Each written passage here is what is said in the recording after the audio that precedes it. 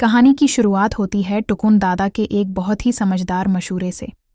वो बड़े प्यार और नरमी से अर्जुन को समझाते हैं कि बेटा, आहाना ज़िद्दी ज़रूर है, मगर उसकी नीयत कभी गलत नहीं थी और एक शौहर होने के नाते उसका साथ देना तुम्हारा फ़र्ज़ था।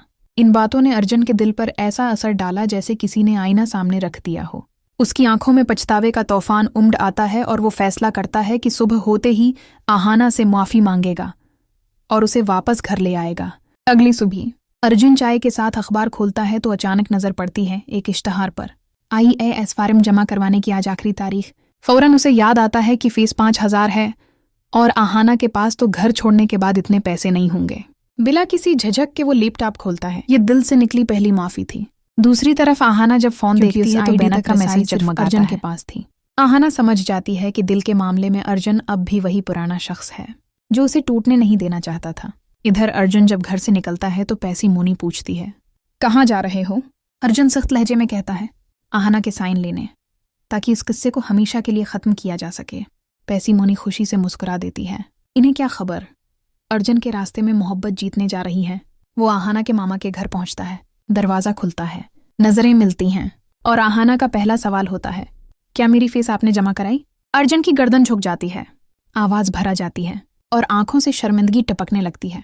वो हाथ जोड़कर कहता है, मुझे माफ़ कर दो आहाना, मैं तुम्हारे ख्वाबों के रास्ते में खड़ा था, मैं गलत था, बहुत गलत। आहाना भी नम आंखों से जवाब देती है, नहीं अर्जुन, माफ़ी तो मुझे भी मांगनी है, मैं भी गुस्से में आपको तकलीफ पहुंचा गई। बातें कम पड़ गईं और आंसू सब कुछ कह गए।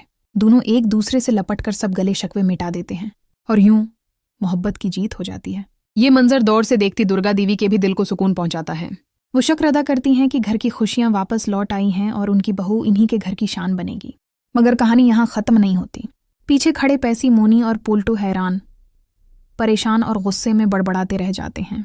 पैसी मोनी चला उठती है, अरे पोल्टू, हमारा सारा प्लान तो बर्बाद हो गया। पोल्टू शैतानी मुस्कुराहट के साथ कहता है, परेशान ना हूं बुआ, ये तो सिर्फ शुरुआत थी। अगला खेल ऐसा खेलूंगा कि ये दोनों कभी एक ना हो सकी।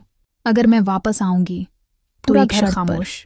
मैं अपनी तालीम मुकम्मल करूंगी, अपने ख्वाबों पर किसी की तलवार नहीं चलने दूंगी। अर्जुन के पास जवाब में सिर्फ एक मुस्कुराहट है।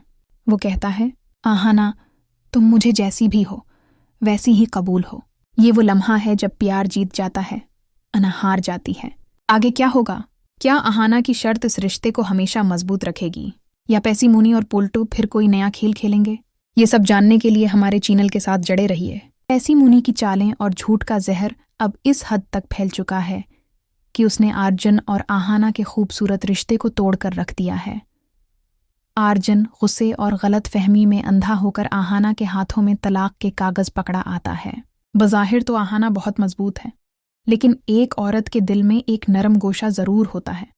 जैसे ही वो कागज़ उसके सामने आते हैं, आहाना के कदम डगमगा जाते हैं और वो बेहोश होकर गिर जाती है। फ़ौरन उसे अस्पताल ले जाया जाता है और यहाँ से शुरू होता है तकदीर का असल खेल।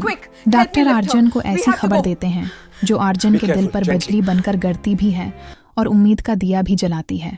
डॉक्टर कहते हैं, मुबारक हो, आहाना माँ बनने वाली है, हमल के आखिरी महीने चल रहे हैं। ये सुनते ही अर्जुन पर सब हकीकतें खुल जाती हैं।